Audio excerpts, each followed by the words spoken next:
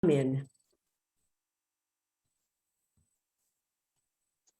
Então, bom dia, boa tarde ou boa noite, dependendo do lugar em que se encontram. São todos muito bem-vindos este final de tarde aqui para Portugal, mas todos os outros que não estão no final de tarde, talvez no princípio da tarde, são todos muito bem-vindos. É com alegria que voltamos a encontrar-nos e hoje vamos ter a nossa 27ª palestra, que não vai ser a continuação do estudo, vai ser um parênteses que nós vamos fazer para falar de um assunto que é global, que é de interesse geral e que acreditamos seja importante nesta altura. Antes mesmo de começar, vamos inclinar as nossas cabeças e vamos falar com Deus. Querido Deus, eterno Pai que está nos céus, aqui estamos, Senhor, infinitamente gratos, porque o Senhor nos chamou para fazermos parte da família celestial. Obrigada, Pai, porque o Senhor nos amou de tal maneira que deu o seu Filho, o Senhor Jesus Cristo, para que todo aquele que nele acreditasse não morresse, mas tivesse a vida eterna.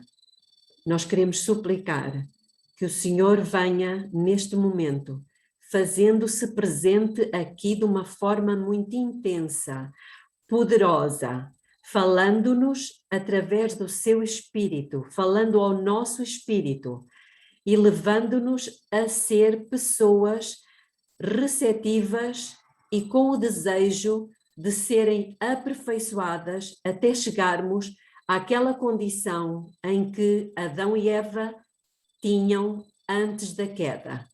Que o Senhor nos conceda esta graça em nome de Jesus. Amém. Amém. Então, vamos abrir as nossas Bíblias num texto que nós conhecemos muito bem e que se encontra em Apocalipse no capítulo 3 e vamos ler a partir do versículo 14. Todos conhecemos muito bem estes textos. Apocalipse 3, a partir do versículo 14. Ao anjo da igreja em Laodiceia escreve: Isto diz o Amém, a testemunha fiel e verdadeira, o princípio da criação de Deus. Conheço as tuas obras, que nem és frio nem quente, oxalá foras frio ou quente, assim porque és morno, e não és quente nem frio, vomitar-te-ei da minha boca. Porquanto dizes, rico sou, estou enriquecido e de nada tenho falta. E não sabes que és um coitado miserável e pobre e cego e nu. Aconselho-te que de mim compres ouro refinado no fogo para que te enriqueças, vestes brancas para que te vistas e não seja manifesta a vergonha da tua nudez, e colírio, a fim de ungires os teus olhos para que vejas. Eu repreendo e castigo a todos quantos amo. Sê, pois, zeloso e arrepende-te. Eis que estou à porta e bato. Se alguém ouvir a minha voz e abrir a porta, entrarei em sua casa e com ele cearei, e ele comigo. Ao que vencer, eu lhe concederei que se assente comigo no meu trono, assim como eu venci e me assentei com meu Pai no seu trono. Quem tem ouvido, ouça o que o Espírito diz às igrejas.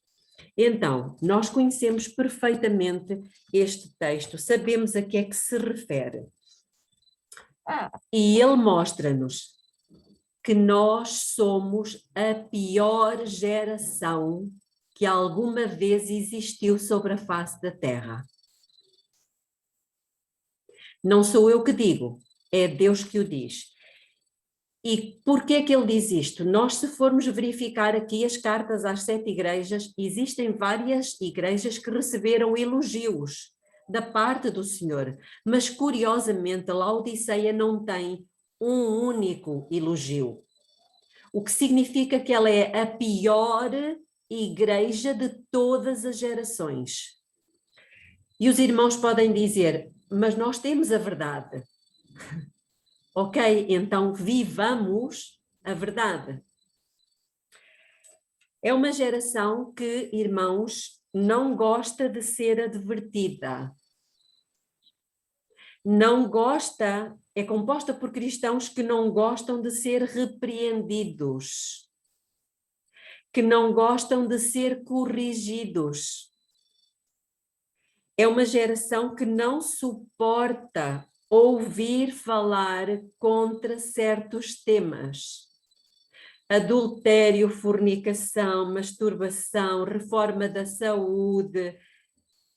Assim que se ouve sobre alguns destes temas, a reação é marcar a pessoa que fala de extremista, fanático, etc. Esta é a geração de Laodiceia. E uma das características desta igreja, ou da condição desta igreja, é que ela está cega. Ela está cega. E eu pergunto, por que é que ela ficou cega? Nós sabemos que a cegueira física acontece por várias causas, mas uma das causas é por conta de uma doença silenciosa, que vai avançando e muitas vezes leva a pessoa à cegueira. Alguém quer dizer qual é essa doença? A diabetes? A diabetes. Muito bem. A diabetes é, como nós sabemos, uma doença silenciosa e ela é provocada pelo estilo de vida, particularmente por aquilo que nós ingerimos, que nós comemos. Particularmente os açúcares, mas não só os açúcares, as gorduras. Então, este cocktail de açúcares e gorduras juntos levam em grande parte a contrair a doença da diabetes. E onde é que, irmãos, nós encontramos esta mistura de açúcares com gorduras?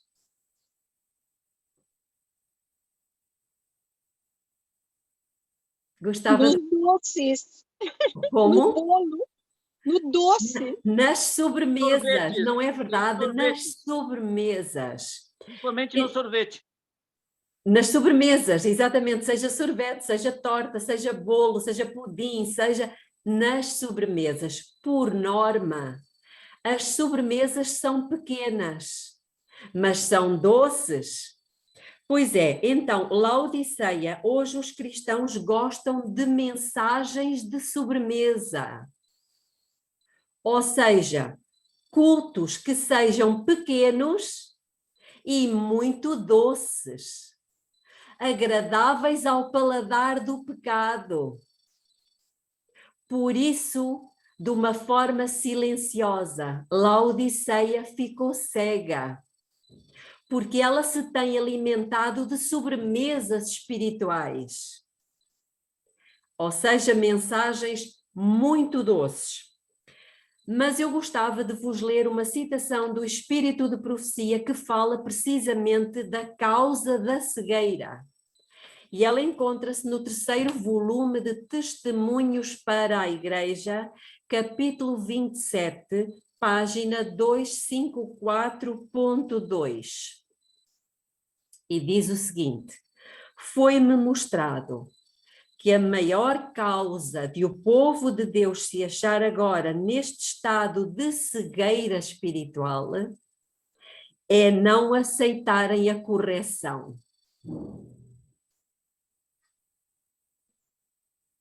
Laodiceia ficou cega porque ela não gosta de ser corrigida. É o Espírito de Deus que diz, e continua: muitos têm desprezado as reprovações e advertências que lhes foram feitas.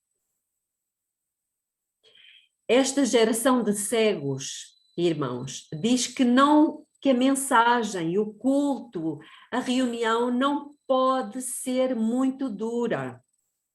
Só podemos falar do amor, o amor de Deus, o amor de Jesus. Mas o que é facto é que a Bíblia mostra homens de Deus que repreendiam o pecado. E até mesmo o próprio Cristo repreendia o pecado. Ele chamou várias vezes de hipócritas. Lembramo-nos disso. Jesus veio para perdoar os pecadores, mas não só. Ele veio também para tirá-los do pecado, porque ele não pode concordar com as práticas pecaminosas. Que geração é esta, irmãos? Que ouve a repreensão, mas não decide deixar o pecado. Que geração é esta? E quando Deus levanta alguém para dar uma advertência, muitos dizem: isto é duro demais. Ou então dizem: isto é fanatismo. Não é bem assim. Outros dizem: eu não vejo mal nenhum nisto. É claro que não veem. Não veem porque estão cegos. Estão cegos pelos cultos de sobremesa muito doces. E então essas pessoas, quando ouvem alguma repreensão, elas preferem deixar a igreja. Ou então começam a selecionar. Esta pessoa eu gosto de ouvir, aquela não. Mas Deus sempre teve homens e mulheres que chamavam o pecado pelo nome e davam mensagens de advertência.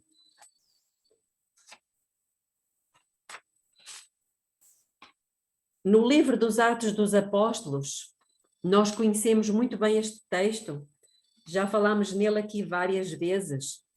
Capítulo 3, versículo 19 diz: arrependei-vos e convertei-vos, para que sejam apagados os vossos pecados. E venham assim os tempos de refrigério, ou seja, a chuva serôdia, e envia-lo Cristo. Portanto, a vinda de Cristo só acontece depois de ter caído a chuva serôdia, e ela só vai cair sobre aqueles que tiverem os seus pecados apagados.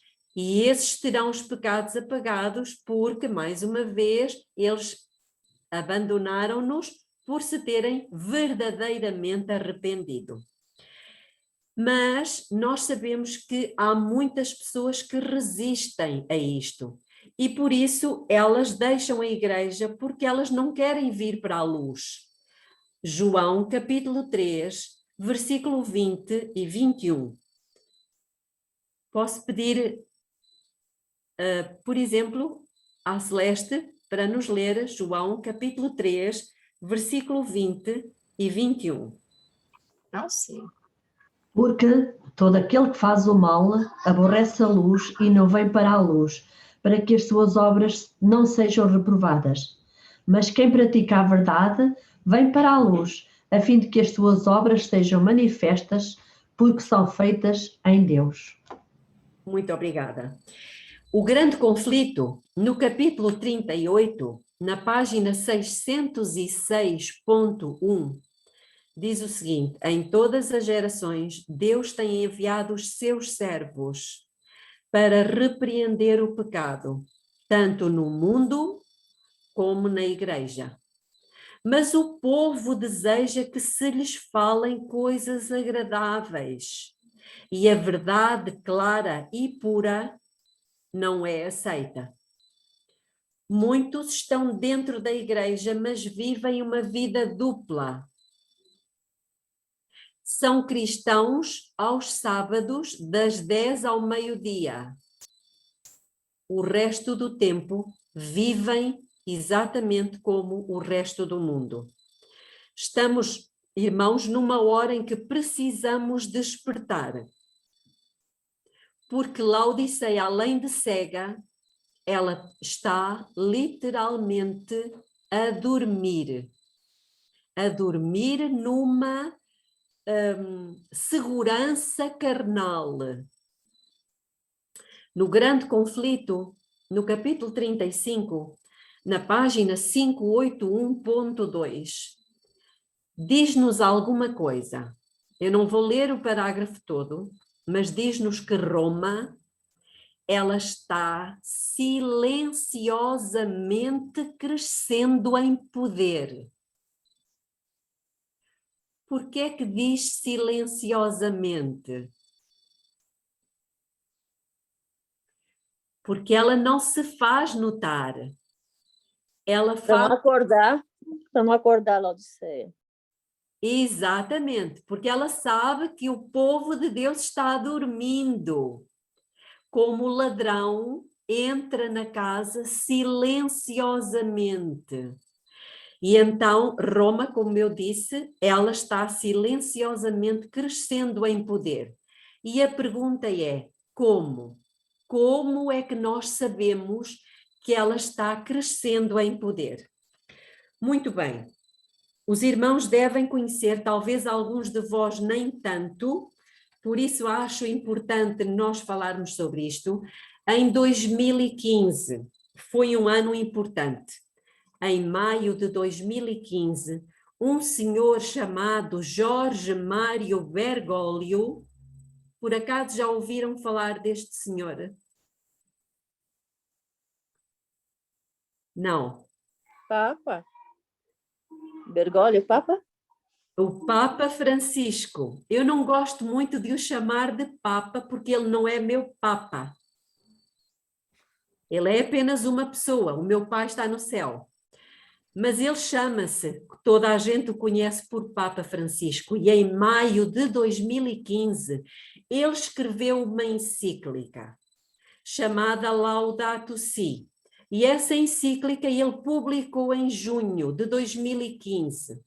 E o objetivo era que ela fosse lida, estudada e discutida durante 6 meses, até dezembro de 2015. Desde junho até dezembro, para que todo o mundo pudesse estudá-la, pudesse,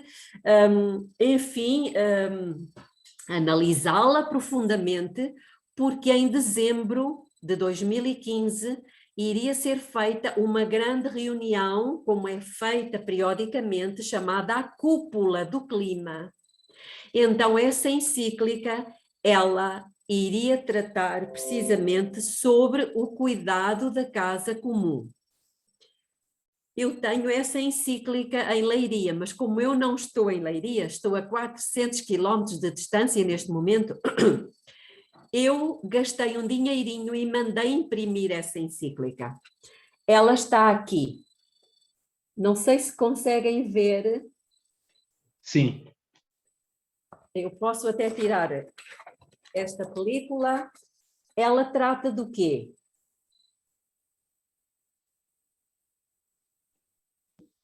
Cuidado da casa comum.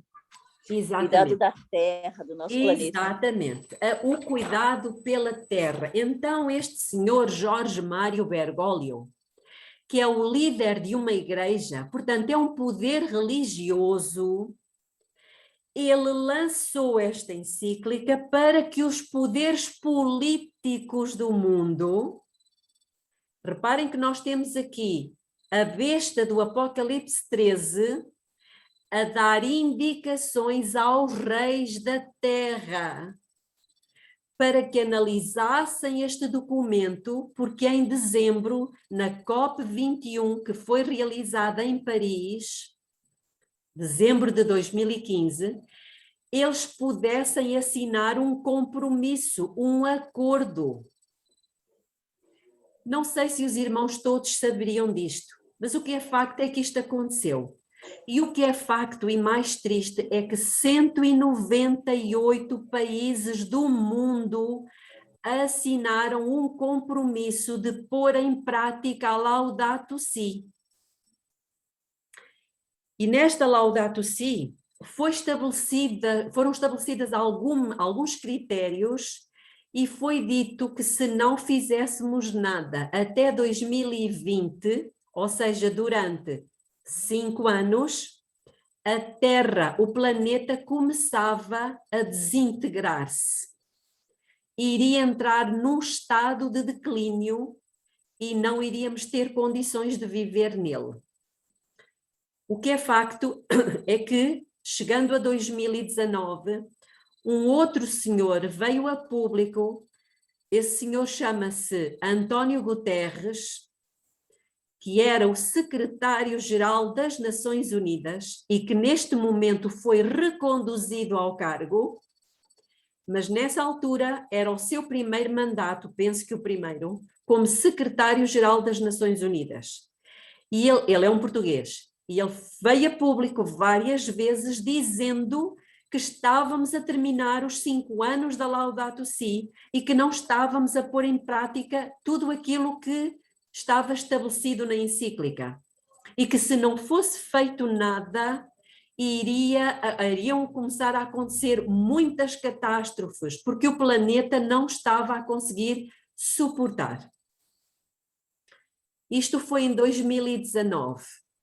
O prazo terminava em 2020. Belinha, desculpe. O que tem exatamente nesse Laudato Si? Quais seriam essas orientações? Dá algum exemplo. Já vamos tratar disso, nós vamos chegar lá. Então, irmãos, como não estavam a ser postas as indicações dadas na Laudato Si, os grandes do mundo decidiram, não vão a bem, vão a mal. E em 2020, o que é que acontece? Temos uma pandemia. Acham que foi por acaso? Não foi por acaso. Aliás, eu gostava de vos ler apenas um pouquinho de um acordo. Eu já falei desse acordo aqui no grupo, mas podem consultar no Google. O Google tem aliás, a notícia vem com esta descrição. O estranho acordo entre Pequim e o Vaticano. Oh. Reparem que temos aqui um estranho acordo e diz o seguinte: não é possível caminhar sozinhos. Às vezes é necessário arriscar juntos, disse o Papa Francisco para os jovens lituanos no encontro de Vilnílios no sábado. Palavras úteis para ler o acordo entre a China e o Vaticano. E um pouquinho mais à frente diz o seguinte: agora é oficial. E embora a notícia já fosse bastante conhecida e divulgada, afetou muito a dinâmica e a programação das principais mídias do mundo. Algumas horas atrás foi assinado um acordo definido como provisório entre a Santa Sé e o governo chinês. É um acordo estranho, que não agrada totalmente às partes, mas que ainda assim o consideram absolutamente necessário e não mais adiável, pois após vários anos de negociações. Será que isto nos diz alguma coisa? Primeiro, é um acordo estranho. Segundo, é entre o Vaticano e o comunismo. Terceiro, ele não agrada às partes. Quarto, é estritamente necessário. Era estritamente necessário. Este acordo faz-me lembrar um outro acordo que foi feito, chamada de Santa Aliança, de Holy Alliance, que saiu inclusivamente na revista Time há uns anos atrás, e desta vez este acordo foi feito entre o Vaticano e Ronald Reagan, o presidente dos Estados Unidos. Então reparem, irmãos, nós temos esse acordo feito entre o Vaticano e os Estados Unidos, uma besta junto com a outra besta. Sabem para que é que foi esse acordo? Para derrubar o comunismo. E o comunismo caiu. Agora, este acordo é entre o mesmo Vaticano, a primeira besta, e o comunismo. Para derrubar quem? Podem ter a certeza que é para derrubar o cristianismo, mais particularmente o adventismo.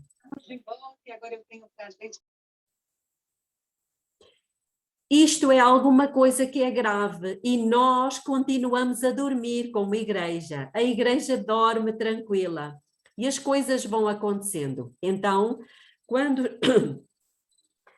chegamos a 2015, na COP21, como eu disse há pouco, foi assinado um acordo e os governos se comprometeram a pôr em prática a Laudato Si. Já vamos falar da Laudato Si. Mas o que é facto é que pouco ou nada se fez daquilo que a Laudato Si tinha escrito. E como isso não aconteceu, adivinhem o que é que veio a seguir? O coronavírus. Como quem diz, ou vocês vão a bem ou vão a mal. E o que é que acontece? Acontece que isto, alguns dizem que é teoria da conspiração, mas eu afirmo-vos, não é teoria, mas é conspiração. É conspiração. Eu gostava que os irmãos abrissem em Apocalipse capítulo 13. E eu quero apenas que leiam a última frasezinha do versículo 3. Apocalipse 13, versículo 3, a última parte. Diz que, e toda a terra se maravilhou seguindo a besta. Então, irmãos, o que é que isto quer dizer? Quer dizer que toda a terra ficou maravilhada em seguir as indicações da besta. Ou seja, o poder político todo contente em seguir as indicações e as sugestões de um poder religioso. Ou seja, dito de outra forma, os reis da terra a terem a mesma intenção da besta. Será que isto nos faz lembrar alguma coisa? Apocalipse 17. Vamos ler Apocalipse 17, do versículo 12 ao versículo 14. Apocalipse capítulo 17, do versículo 12 ao versículo 14, e diz o seguinte: os 10 chifres que viste são 10 reis, os quais ainda não receberam o reino, mas receberão autoridade como reis por 1 hora, juntamente com a besta. Então temos aqui os reis da terra, poder político, juntamente com a besta, poder religioso. Versículo 13. Estes têm um mesmo intento, ou seja, uma mesma intenção. Lembram-se do acordo que foi assinado em dezembro na COP21 em Paris? Os dois têm uma mesma intenção. Vamos pôr em prática a Laudato Si. Eles assinaram o acordo e continua. Estes têm o mesmo intento, entregarão o seu poder e autoridade à besta.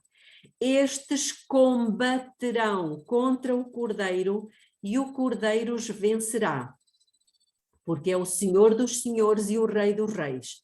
E vencerão também os que estão com ele, com o Cordeiro, os chamados eleitos e fiéis. Então Deus está-nos aqui a dizer que vai haver uma batalha, um combate. Contra quem? Contra o Cordeiro e os seguidores do Cordeiro.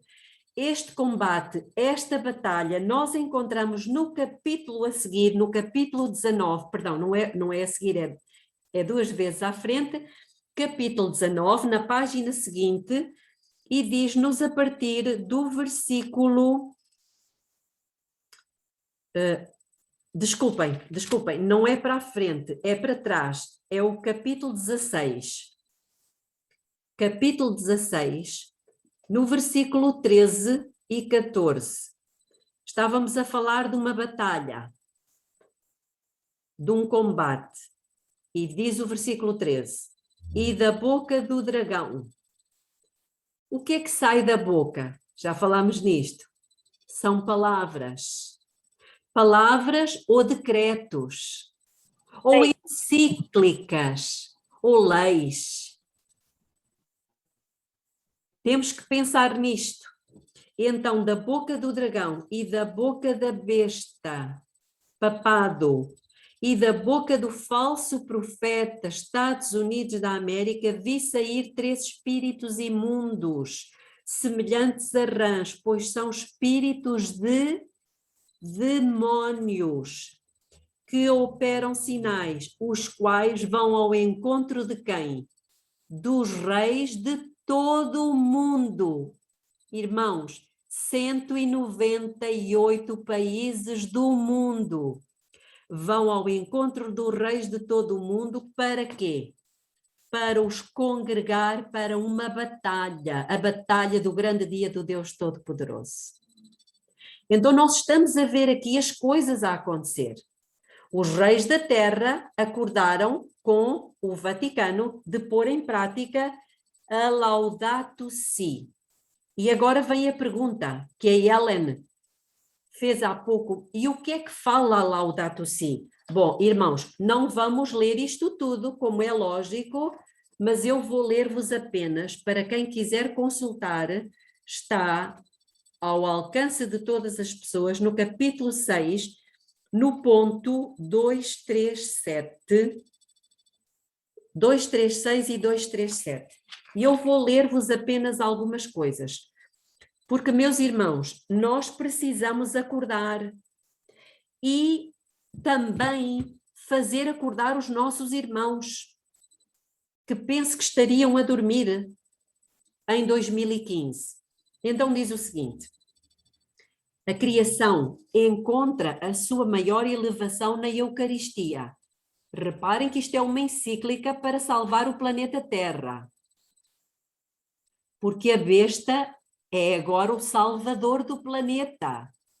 Espetáculo. E então diz que a criação encontra a sua maior elevação na Eucaristia. Eu pensava que era em Jesus Cristo. Bom, mas eles dizem que é na Eucaristia. A graça que tende a manifestar-se de modo sensível atinge uma expressão maravilhosa. Escutem isto, irmãos. Quando o próprio Deus, feito homem, chega ao ponto de fazer-se comer pela sua criatura. Nós estamos a perceber o que é que está aqui? Eles estão a dizer que os seres humanos, a criatura, come o seu próprio Criador. Na Eucaristia, ao tomar a hóstia. Isto é uma blasfémia. E depois continua. Eu não vou ler tudo, vamos poupar um pouquinho de tempo. E depois diz, a Eucaristia une o céu e a terra, abraça e penetra toda a criação. A Eucaristia é que penetra toda a criação. O mundo, saído das mãos de Deus, volta a ele em feliz e plena adoração, no pão eucarístico. A criação propende para a divinização. Estamos a perceber o que é que eles estão a dizer, irmãos? Que nós, quando tomamos a hóstia na Eucaristia, tornamo-nos divinos. Eu tenho uma revista, irmãos, católica, que eu penso que até a tenho aqui, não sei se a tenho aqui se já levei para a Leiria, uma revista católica, é um órgão oficial da Igreja Católica, que é Arautos do Evangelho, em que eles dizem claramente que ao tomarmos a hóstia vamos nos tornando outros Cristos. Mas voltando e continuando, e agora vou passar para o ponto 237. A participação na Eucaristia é especialmente importante ao domingo. Este dia, à semelhança do sábado judaico, é-nos oferecido como o dia de cura das relações do ser humano com Deus, consigo mesmo, com os outros e com o mundo. Reparem que é numa encíclica, está aqui, irmãos, podem consultar, podem ler. É o domingo que eles dizem que é um dia de cura e de restabelecimento das relações do ser humano com Deus, consigo mesmo, com os outros e com o mundo. Mais à frente diz, este dia, o domingo, anuncia o descanso eterno do homem em Deus. Eu pensava que era o sábado, mas eles estão a pregar outro evangelho. Assim, a ação humana é preservada, não só, reparem o que está aqui, pondo em prática a Laudato Si, e reparem que o mundo inteiro já assinou o compromisso de pôr em prática a Laudato Si, ou seja, de pôr em prática um dia por semana, para parar tudo. Adivinhem qual é o dia? Está aqui claramente definido, e os governantes assinaram isto. Então diz assim, a ação humana é preservada não só do ativismo vazio, mas também da ganância desenfreada e da consciência que se isola buscando apenas o benefício pessoal. Então, aqui entra outra encíclica, a Fratelli Tutti, que afirma que nós devemos abdicar do nosso individualismo em troco do bem comum. E ainda que fiquemos sem nada, sem a casa, sem o carro, sem a terra, seja o que for, ficaremos felizes, porque estamos a não pensar em nós mesmos, mas a pensar nos outros. Continuando. A lei do repouso semanal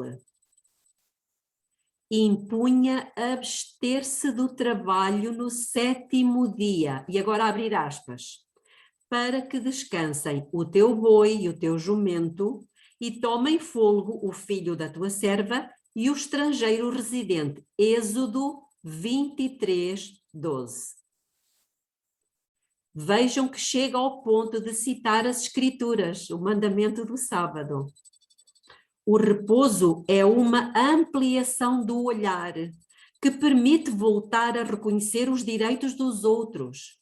Assim, o dia de descanso, cujo centro é a Eucaristia, difunde a sua luz sobre a semana inteira e encoraja-nos a assumir o cuidado da natureza e dos pobres.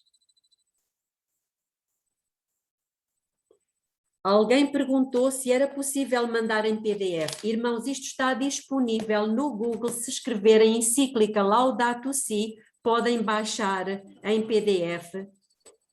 Belinha, Sim. eu já coloquei lá em PDF no grupo. Ok, muito obrigada. Muito obrigada, Flávia, por isso nós precisamos realmente uns dos outros aqui. Eu coloquei em PDF e coloquei o acordo também que você falou. Ok, muito obrigada. Então, irmãos, vejam que eu já vos dei provas bíblicas através de Apocalipse 13:3 e de Apocalipse 17, 12 a 14 e de Apocalipse 16, provas bíblicas de que os governantes, os chefes políticos das nações iriam seguir as indicações do papado. E isso já acontece hoje, através da encíclica, que tem contida dentro dela o domingo. Mas agora vou dar-vos, reparem que isto já foi em 2015. E alguém escreveu há pouco aí um comentário muito interessante, que foi o seguinte: durante a pandemia, eles nos disseram que, como parou tudo, o planeta começou a se restaurar. Lembram-se? Então, como se chegou à brilhante conclusão de que o planeta se restaura quando o homem deixa de o estragar, e como nós não podemos parar 3 e 4 meses por ano, como é que se vai fazer? Muito simples, vamos parar um dia cada semana. E esse dia é o domingo. E todo mundo concordou em parar um dia por semana no domingo. Reparem que nós já estamos na segunda fase do plano. Agora estamos na pandemia, não é verdade? Suposta pandemia. Bom, mas então eu vou trazer-vos aqui algumas informações, vou tentar ser rápida, já estamos quase a fazer 1 hora, e eu vou ler a notícia de uma... Portanto, isto é uma instituição de caridade educacional que se chama The Resurgent Trust. É uma instituição de caridade que publica uma revista chamada Resurgence and Ecologist para promover a sustentabilidade ecológica, a justiça social e os valores espirituais. É esta revista que está aqui. Conseguem ler o que está aqui a azul?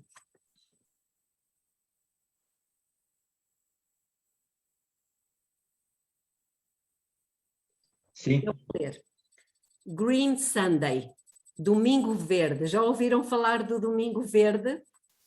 Daqui para a frente vão ouvir mais. Então, Green Sunday, uma resposta à crise das alterações climáticas. Repare, é o Domingo Verde, que vai parar tudo, que é a resposta à crise das alterações climáticas. Então, o Sir Nicholas Stern, eu vou ler, escreveu um longo relatório para o governo britânico, delineando a ação urgente necessária em resposta à crise climática iminente. Muitas das suas soluções para o aquecimento global são tecnológicas, baseadas na descoberta de fontes alternativas de energia não fóssil. Todos eles são louváveis, mas ainda levará algum tempo até que possamos implementar essas soluções. Nesse ínterim, ou seja, até que essas tecnologias surjam e sejam implementadas, podemos fazer algo imediatamente. Escutem o que está aqui. Podemos declarar o domingo como um dia livre de combustíveis fósseis, ou pelo menos um dia de economia de energia. Continua. Não faz muito tempo, o domingo costumava ser um dia de descanso, um dia de renovação espiritual, um dia para as famílias se reunirem, mas mudamos o domingo de um dia de descanso para um dia de compras, voar e dirigir.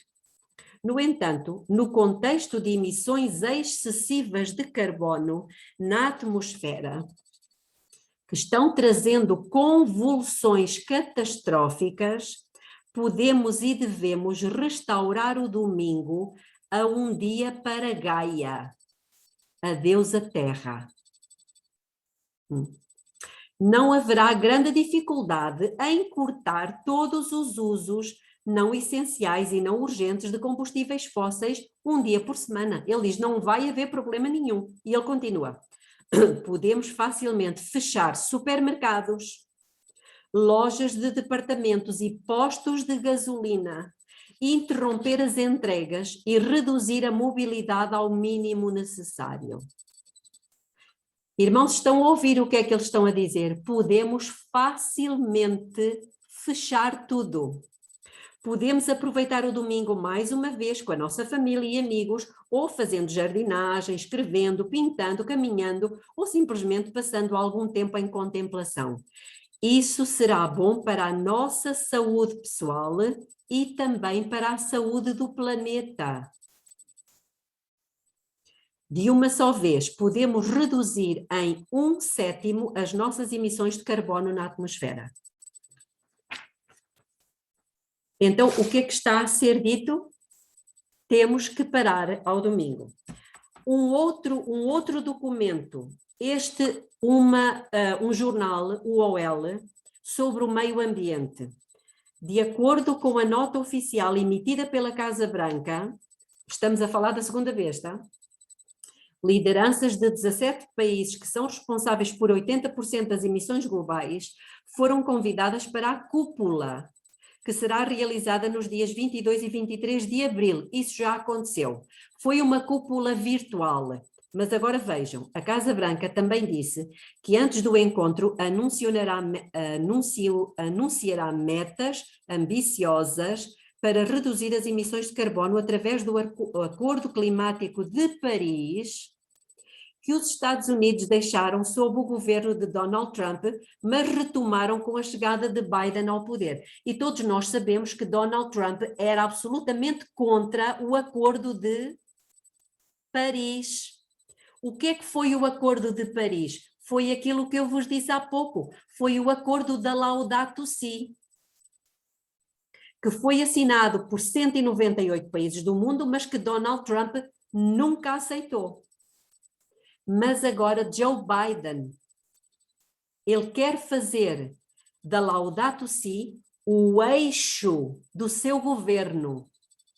Então, entre os líderes latino-americanos convidados, além de Bolsonaro, estão os presidentes da Argentina, Alberto Fernandes, da Colômbia, do Chile, do México. Vou poupar tempo, vou avançar. Vai estar também presente a presidente da Comissão Europeia, a Ursula von der Leyen. Vai estar também a chanceler alemã Angela Merkel. Vai estar o presidente Emmanuel Macron da França. Vai estar o presidente do governo espanhol, Pedro Sánchez. Vai estar o primeiro-ministro britânico Boris Johnson. Vai estar também o presidente turco e o rei da Arábia Saudita, entre outros. A Casa Branca espera que o encontro que Washington vai sediar sirva para preparar a cúpula climática que vai acontecer em Glasgow, na Inglaterra, este ano, em novembro, entre o dia 1 e o dia 12. Ora bem, vou só ler mais um pouco desta notícia e diz o seguinte: diante disto, Biden quer tornar a crise climática um dos eixos centrais do seu governo. Para isso, criou um cargo de enviado especial do clima dos Estados Unidos, para o qual nomeou o ex-secretário de Estado John Kerry. Já devem ter ouvido falar deste senhor, John Kerry, e também prometeu investir 1,7 trilhões de dólares em energia limpa e fará com que o país reduza as suas emissões de gases de efeito estufa a zero até 2050. E a igreja a dormir. Então, irmãos, reparem que nós temos aqui o poder político, o poder religioso, mas o poder político a seguir as indicações e as diretrizes do Papa, através da Laudato Si. Já estamos a ver aqui outras coisas, já conhecemos também o Sr. Klaus Schwab. Klaus Schwab, que é o presidente do Fórum Económico Mundial, e ele diz que, eu vou ler, o ano de 2021 ficará conhecido para a história como o ano do grande reinício mundial. Não vou ler as notícias todas, esta está aqui também, mas vou apenas citar mais duas. O Vaticano lança uma celebração de 7 anos de Laudato Si. Ou seja, como durante aqueles 5, de 2015 até 2020, não foi posta em prática, então ele agora criou uma plataforma chamada Plataforma Laudato Si. Podem consultar isto, Plataforma Laudato Si, onde o Vaticano dá um período de 7 anos. Já falámos um pouquinho disto no grupo, mas agora estamos a alargar. E diz o seguinte, esta plataforma de ação Laudato Si.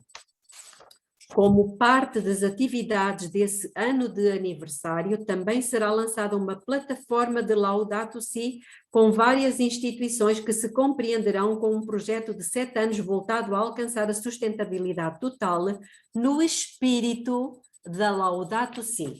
E agora diz assim, irmãos, a iniciativa foi projetada para envolver famílias, dioceses e paróquias locais, escolas, faculdades e universidades, hospitais e outros centros de saúde, empresas, fazendas e ordens e províncias religiosas na elaboração de planos para uma vida sustentável daqui para a frente.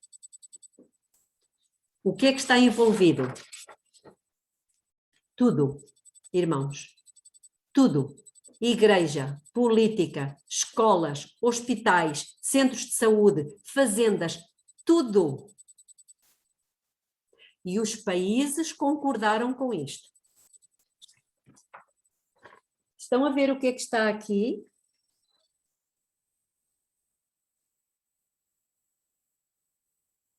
Eu vou ler. Laudato Si, um programa de 7 anos. Não vou ler o documento todo, mas vou apenas ler alguma coisa. E eu tenho imensa pena, porque quando eu mandei fazer fotocópia disto, eu pedi que fosse a cores. E eles tiraram a preto e branco e eu não reparei. Mas os irmãos podem consultar isto. Eu vou mostrar daqui a pouco. Então diz assim, sem dúvida, nunca antes uma encíclica foi tão popular, muito além de um público católico apenas. E é verdade. Ela despertou interesse entre cientistas e académicos, pessoas de outras confissões e religiões cristãs e até mesmo não crentes. E agora, irmãos, foi pintado um mural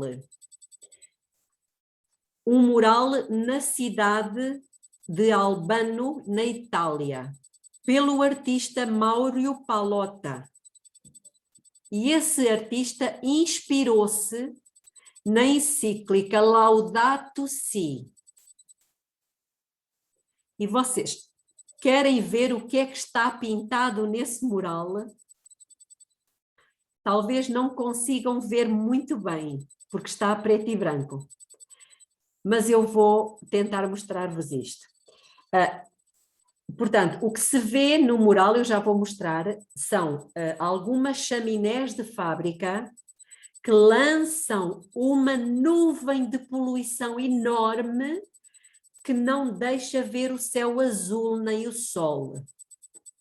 E agora vemos o Papa Francisco agarrado a uma corda com um tipo de um rodo de limpar os vidros, a limpar a poluição. Vejam se conseguem ver.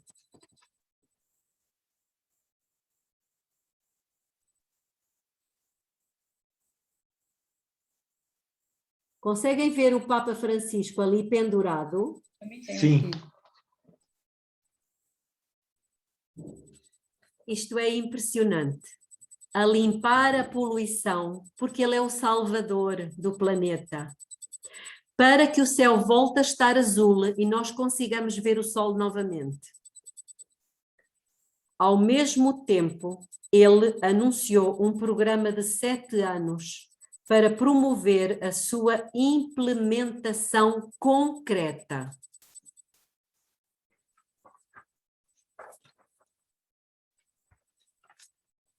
Eu gostaria muito que a igreja acordasse, irmãos. Telinha, uma dúvida. Sim. Esse programa de 7 anos seria a partir de 2021 ou contando com os 5 anos que a Laudato Si ficou praticamente imóvel, né? Os 7 anos foi a partir de 2020, ou seja, 2021 já é o primeiro dos 7. Nós sabemos que em Nova Iorque, exatamente, por acaso ia falar nisto, em Nova Iorque existe um relógio que está marcando o tempo. Sabem quantos anos marca o relógio? 7 anos. É só por acaso. O Papa na Laudato Si agora deu 7 anos. O cardeal Turkson afirmou que o planeta só tem 7 anos. o grande conflito, no capítulo 1, eu peço desculpa aos irmãos que já tinham lido isto, mas eu peço que abram, por favor, o vosso grande conflito, aí na aplicação, e vamos ler o capítulo 1.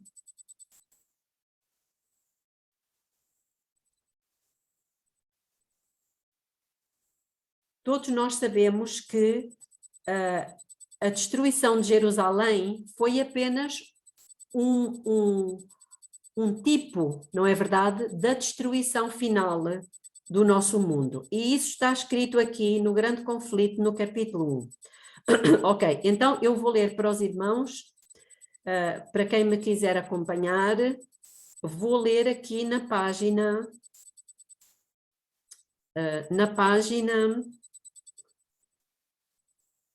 25.3.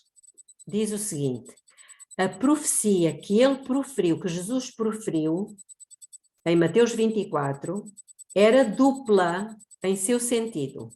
Ao mesmo tempo em que prefigurava a destruição de Jerusalém, representava igualmente os terrores do último grande dia. Portanto, quando os discípulos perguntaram a Jesus, diz-nos que sinal haverá da tua vinda e do fim do mundo, Jesus disse-lhes que não ficaria ali pedra sobre pedra. Agora, na página 30.1, vou ler o parágrafo. Durante 7 anos, um homem esteve a subir e a descer as ruas de Jerusalém, declarando as desgraças que deveriam sobrevir à cidade. Quantos anos? 7 anos. Este homem, durante 7 anos, avisou o povo de Deus das desgraças que haviam de acontecer em Jerusalém. De dia e de noite cantava ele funebremente, uma voz do Oriente, uma voz do Ocidente, uma voz dos 4 ventos, uma voz contra Jerusalém e contra o templo, uma voz contra os noivos e as noivas, uma voz contra o povo. Este ser estranho foi preso e açoitado, mas nenhuma queixa lhe escapou dos lábios. Aos insultos e maus tratos, respondia somente: ai, ai de Jerusalém, ai dos habitantes dela. O seu clamor de aviso não cessou, senão quando foi morto no cerco que havia predito. Ele foi bem ou maltratado? Foi maltratado, diz aqui, muito maltratado, açoitado, não abriu a sua boca. Mas ele foi maltratado por quem? Pelos seus próprios irmãos, pelos seus próprios concidadãos, porque ele estava a avisar. Sim, Ellen. Sabem o que é que Deus nos manda fazer? Vamos abrir em Joel, capítulo 2. Estamos quase a chegar ao fim. Joel, capítulo 2.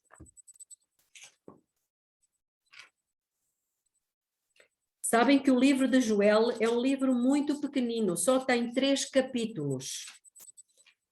E os 3 capítulos foram escritos de propósito para nós.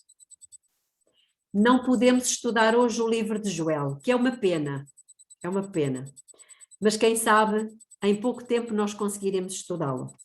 Então, no capítulo 2 de Joel, diz o versículo 1: tocai a trombeta em Sião. Sião é a igreja. E dai o alarme no meu santo monte. Tremam todos os moradores da terra, porque vem vindo o dia do Senhor, já está perto. Muitas vezes quem dá o alarme é chamado de alarmista. Mas o que é que Deus diz? Deem o alarme. A partir do versículo 12, diz-nos como. Joel 2,12. Todavia, ainda agora, diz o Senhor, convertei-vos a mim de todo o vosso coração e isto com jejuns e com choro e com pranto. E rasguem os vossos corações e não as vossas vestes. Convertei-vos ao Senhor vosso Deus, porque Ele é misericordioso e compassivo, tardio em irar-se e grande em benignidade e se arrepende do mal. Quem sabe? Se ele não se voltará e se arrependerá e deixará após si uma bênção em oferta de cereais e libação para o Senhor vosso Deus. Tocai a trombeta, Deus volta a dizer, tocai a trombeta em Sião, santificai um jejum, convocai uma assembleia solene, congregai o povo, santificai a congregação, ajuntai os velhos, congregai os meninos e as crianças de peito. Deus não quer que ninguém fique de fora, irmãos. Saia o noivo da sua recâmara e a noiva do seu tálamo. Deus está a dizer, vocês estão em lua de mel, parem. Porque o mais importante é isto, a vinda de Jesus. E ele diz, chorem os sacerdotes, ministros do Senhor entre o alpendre e o altar e digam, irmãos, isto é uma oração. O que é que nós deveríamos estar a dizer? Poupa o teu povo, ó Senhor, e não entregues a tua herança ao opróbrio, para que as nações façam escárnio dele, porque diriam entre os povos, onde está o seu Deus? Esta é a oração que os ministros deveriam estar a fazer. O povo de Deus precisa estar congregado, preparando-se para o que temos à nossa frente. E vou terminar com Ezequiel capítulo 33. Ezequiel capítulo 33. E vou ler a partir do versículo 6. Mas se, quando o atalaia vir que vem a espada, e não tocar a trombeta, e não for avisado o povo, e vier a espada e levar alguma pessoa dentre eles, esse tal foi levado na sua iniquidade, mas o seu sangue eu o requererei da mão do atalaia. Quem é o atalaia? Versículo 7. Quanto a ti, pois, ó filho do homem, eu te constituí por atalaia sobre a casa de Israel. Portanto, ouve da minha boca a palavra e da minha parte dá-lhes aviso. Pergunto, quem é o atalaia? E eu posso dizer... nós. Exatamente. É a Ana, é a Alice, a Beluxa, o Emanuel, o Eduardo, a Cleonice, a Helen. Quanto a ti, ó filho do homem, eu te constituí por atalaia. Temos a obrigação perante o nosso Deus de dar o alarme, de falar estas coisas aos nossos irmãos, mostrar-lhes os documentos, mostrar-lhes as notícias.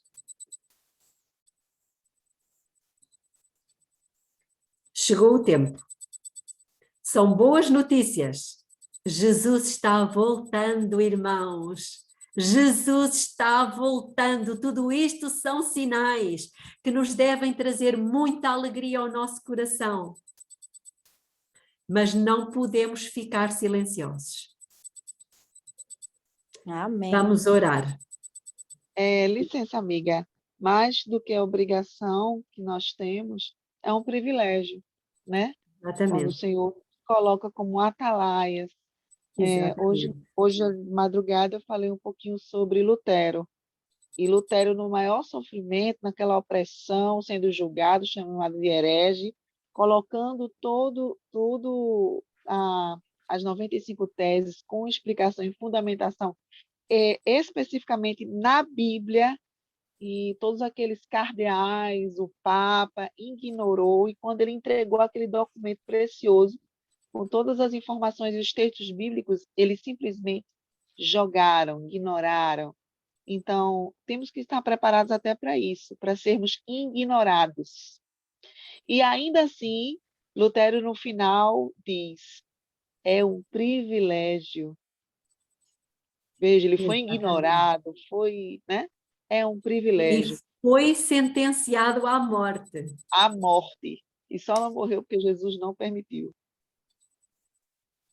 Estão aqui a perguntar se aquele homem estranho que foi destruído não estava preparado. Não, ele estava preparado sim. Ele deu o alerta e acabou efetivamente morrendo no cerco que ele próprio tinha profetizado, porque ele ficou até ao último momento avisando as pessoas. Irmãos, ele estava a avisar de um cerco, lembram-se? Ele estava a avisar de um cerco. Jesus tinha dito: quando virdes Jerusalém cercada de exércitos, quem estiver na cidade, fuja para os montes. O que é que Deus nos está a dizer hoje? Vocês ainda continuam na cidade? Nós já estamos a ser cercados, irmãos. Nós já estamos a ser cercados pelas circunstâncias. Mas na altura, Jesus não deu pormenores. Jesus não disse como é que iria acontecer isso, como é que eles podiam sair se estivessem cercados. Mas Jesus só dá os princípios. Quando vir de Jerusalém cercada de exércitos, fujam. Eles não podiam fugir, estavam cercados. Mas os discípulos ficaram atentos. E o cerco se desfez, parece-me que foi 9 dias depois, não quero mentir, mas parece-me que foi. Quando ceste o galo, no ano 66, começou a ir embora. E os judeus, havia duas classes de judeus. Os que não aceitaram Jesus e os que aceitaram Jesus. Os que não aceitaram Jesus estavam absolutamente cegos, ao ponto de acharem que Deus estava com eles e que Deus é que desfez o cerco. Então foram atrás dos romanos. Jogaram-lhes pedras. Os romanos ficaram com muita raiva. Mas os discípulos de Jesus perceberam: isto é o sinal de Deus para nós sairmos. E saíram. E foram para as montanhas de Pela. Eu pergunto, será que nós estamos a perceber que Deus ainda nos está a permitir a oportunidade de sair? Com certeza, sim. Que Deus nos ajude a ver e a tomar decisões. O que é que aconteceu? Sim. Belinha, coincidência ou não, porque você estava falando aí sobre a união do Papa, né, do papado em si, com o comunismo. Uma das primeiras atividades quando o nosso ex-presidente, né, Lula, saiu da prisão foi ir ao Vaticano.